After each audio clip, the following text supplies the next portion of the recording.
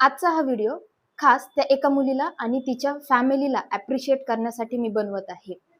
म्हणजे बघा, अनेकदा आपल्या आजूबाजूला आपल्याला अशा गोष्टी बघायला मिळत असेल, की लग्न जमवताना मुलाकडच्याला आपण पूर्ण ट्रान्सपरन्सी ठेवून सगळं काही सांगितलेलं असतं, की मुलगी जॉब करतीये. जॉबसाठी जर काही अपॉर्च्युनिटी तिला out of state, out of इंडियाच्या जर आल्या, तर तिला जावं लागेल. तर तुमचा सपोर्ट असेल का? किंवा मुलीला भाऊ नाहीये, तर तिला ही पण फॅमिली बघायला लागेल, तिला ती पण फॅमिली बघायला लागेल. तर ह्याला तुम्ही सपोर्ट कराल का? आणि अशा वेळेस मुलगा किंवा त्याच्या फॅमिलीकडचे रेडी होतात.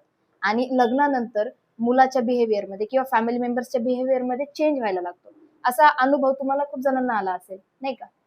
तर असाच अनुभव आलेल्या एका मुलीने मला कॉल केला होता. जिची एंगेजमेंट झालेली होती आणि एंगेजमेंट होण्यापूर्वी तिने त्या मुलाला सगळं काही सांगितलेलं होतं, की तिला वडील नाहीयेत, तिला भाऊ नाहीये, फक्त एकटी आई आहे. ती आयटी कंपनीमध्ये मोठ्या पोझिशनला जॉबला होती, जॉबला आहे आणि तिला आउट ऑफ कंट्रीची एक मोठी अपॉर्च्युनिटी सुद्धा आफ्टर मॅरेज येणार होती, म्हणजे ह्या वर्षी येणार होती आणि येत्या डिसेंबरमध्येच तिचं लग्न देखील ठरलेलं होतं. परंतु एंगेजमेंट नंतर त्या मुलाच्या बिहेवियर पॅटर्नमध्ये तिला चेंज दिसायला लागला. त्याच्या फॅमिली मेंबर्सच्या बिहेवियरमध्ये सुद्धा चेंज दिसायला लागला, अगदी छोट्या-छोट्या गोष्टींवरनं, की आमच्या घरात मुलगी जॉब करत नाही, मुलीने कमवलेलं चालत नाही.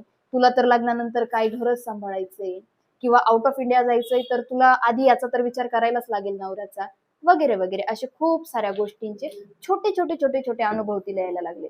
परंतु तिने यातली कोणतीच बारीक-सारीक गोष्ट इग्नोर केली नाही. तिने पहिले तर त्यांना सगळं बोलून दाखवलं आणि तरी सुद्धा ते तयार झाले नाही. तर ती मुलगी खूप फर्मली आणि खूप कॉन्फिडंटली ह्या डिसिजनवर पोहोचली, की हे लग्न मला करायचं नाही. बघा, डिसेंबर महिन्यात लग्न, सगळ्या बुकिंग झालेल्या असतील, सर्व शॉपिंग पण झालेली असेल आणि नोव्हेंबरमध्ये तिने डिसिजन घेतलंय, की हे लग्न करायचं नाही.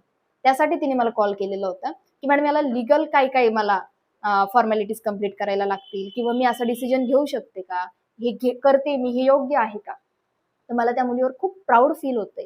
आय रिअली अप्रिशिएट की तिने तिच्या लाईफचा खूप महत्वाचा डिसिजन, तिची लाईफ कोलॅप्स होण्यापासून वाचवेल असा डिसिजन तिने तिच्यासाठी घेतला आणि तिच्या फॅमिलीने तिला यात सपोर्ट केला. तिला कुठलंही सोसायटीचं फिअर, भीती तिच्या मनामध्ये घातली नाही, की लोक काय म्हणतील, समाज काय म्हणेल, आता तर सगळं बुकिंग झालंय, सगळं जमलंय आणि आता पुढे कसं होईल, याची कुठलीही भीती न घालवता, तिला समाजाची कुठलीही भीती न दाखवता तिच्या फॅमिलीने तिला सपोर्ट केला आणि तिने कॉन्फिडंटली स्वतःसाठी डिसिजन घेतला. याच्यासाठी मला तिचं खूप कौतुक करावंसं वाटतंय आणि मला असं वाटतं, की असे अनुभव येणाऱ्या मुलींनी यातनं नक्कीच काहीतरी शिकलं पाहिजे.